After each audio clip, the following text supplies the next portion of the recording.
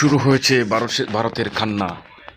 বাংলাদেশ থেকে পর্যটন না যাওয়ার কারণে ব্যবসায় ধস বসছে ভারতের।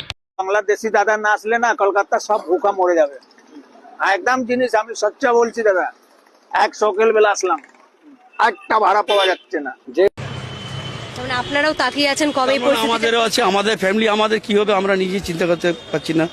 এখন কোনো রকম চলছে, আর যদি বই হয়ে যায় তবে আমরা সবার অবস্থা একদম মানে প্রতিটা ফ্যামিলি নিয়ে চিন্তায় আছেন ভারতের জনগণ, ব্যবসায়িকরা।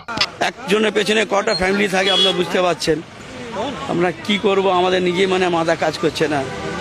যারা লাখ লাখ টাকা ভাড়া দিয়ে যত ব্যবসা বলেন, ডাক্তারি হোক বা অন্যান্য ব্যবসা হোক, সকল ক্ষেত্রেই ভারতের दौश नहीं है। सभी का मतलब नुकसान है।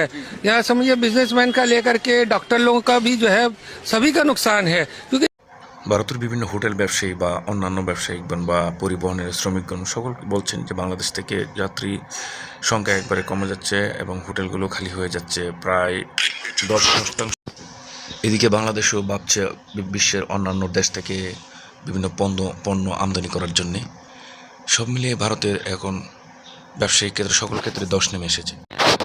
আকাশ ভেঙে পড়েছে ভারতের হোটেল ব্যবসায়ী এবং বিভিন্ন হসপিটালের এবং যানবাহনের পরিবহন শ্রমিকদের সকলেরই। এই যে মেন রুট দেখছেন, এই মেন রুটে যত লোক যেত 98% বাংলাদেশের লোক।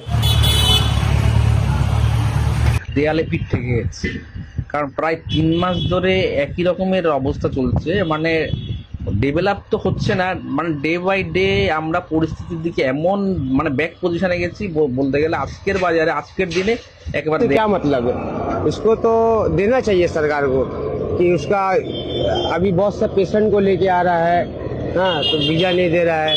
ये हिंदू এই চ্যানেলে নতুন হয়ে থাকেন অবশ্যই চ্যানেলটি সাবস্ক্রাইব করে পাশে থাকা বেল আইকনটি বাজিয়ে রাখবেন। সেই সাথে ভিডিওতে লাইক না দিলে অবশ্যই